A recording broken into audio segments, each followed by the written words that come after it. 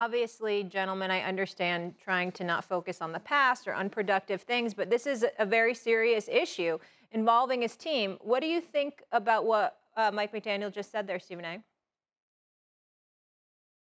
I don't know him personally. Um, I wish him well, and I'm not casting any aspersions on his character. I don't know him. But I don't like what I see from him. And the reason I don't like what I see from him is that he accepts no accountability whatsoever for what happened to Tua Tagovailoa, and I don't understand how. You're the head coach of the franchise. You're trying to tell us that you're completely at the mercy of a doctor. You have a point, Dan Orlovsky, if the doctor says you can't play the player. What Mike McDaniels is missing, in my humble opinion, is that you do have a choice once the doctor does give him the okay to play. You're the head coach. You decide who plays and who doesn't play every single week. To see Tua Tagovailoa against Buffalo on a Sunday afternoon in Miami, get knocked down, have the back of his head hit the turf, get up, clearly and conspicuously wobbled before falling back down, and to have him leave the game and come back in the same game to sit here and accept no accountability, I find to be reprehensible. And he wants to sing that song and dance about how all the necessary protocols were followed and what have you. Dan, you played football. I didn't. You've been in these locker rooms. You put on pads.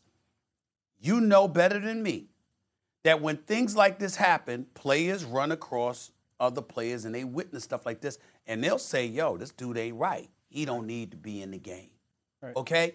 So if a player can do that, how is it that a coach can't see that and make the call, I don't care what the doctors say. Maybe you'll play Thursday night, but what you're not doing is you're not going back in there right now.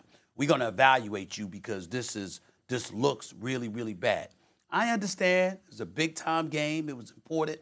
Rivalry. You're trying to elevate your status, your cachet if you're the Miami Dolphins. I truly get that. But in the same breath, there's nothing wrong with sitting up there, Mike McDaniels, and saying, in hindsight, I think I made the wrong call. This dude has doubled down and tripled down. First, he did nothing wrong. Secondly, protocols were followed. And now, with further hindsight available to him, what he's saying is, I have no time to think about that because I got other things to think about. Dan Orlovsky, Tua Tagovailoa's career is in jeopardy. Those back-to-back concussions that he suffered, because that's what the hell it was, no damn back injury. Anybody want to hear that? Those back-to-back injuries he suffered, this brother's career is in trouble. Who knows what's going to happen to him with the next hit? And Mike McDaniels is sitting out there talking about, I got other things to think about. He doesn't realize, not once, which was post-game Sunday against Buffalo, not twice, which was the Tuesday press conference and stuff like that, when he talked again to the media, not 3 times after the game against Cincinnati, not 4 times, again, speaking on it after that game, but now a 5th time.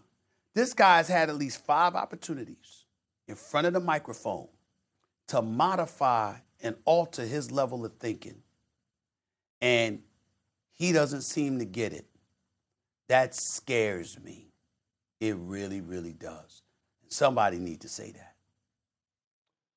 that. Listen, I know this is a debate show and all that. I think, Stephen A., you are 100% dead on. And the word that you've said multiple times that I can't stop writing down is accountability. So I haven't talked about this on television since the day after it happened against Buffalo. I was on that morning on Get Up, obviously on your show, First Take. And I was asked my thoughts on it. And I said candidly, guys, we are in a state in the NFL where players can no longer say, I'm good. They can no longer kind of get away with lying about how they're feeling or what happened. It is completely in control of the doctors that are the independent neurologists. And so that, for that reason, I said, like, I honestly believe that the doctor thought he was okay and that it was a back. Whether my eyes are telling me that don't look like a back, that looks like dudes who have been wobbly before or not, that doesn't matter anymore because of that independent neurologist. I understand, candidly, this is probably the worst case scenario for Mike McDaniel, that first-time head coach, to kind of get thrusted into this situation that he was a part of. And I'm not sitting here pretending that it's easy at all. I can't imagine how difficult it was to sit there in that moment.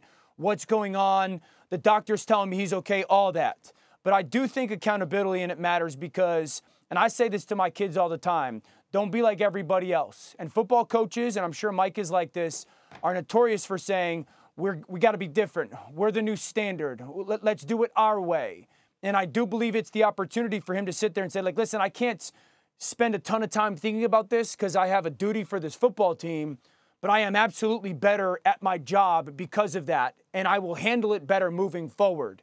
I think it's dead on sitting there saying he's got to learn from this. Absolutely. I think accountability, but also missing some sympathy and empathy for Tua as well, and just concern poor for leadership. Him. Just leadership a is another statement good or way. Just a statement or two about his leadership. overall health, and Thanks for watching ESPN on YouTube. For live streaming, sports, and premium content, subscribe to ESPN+.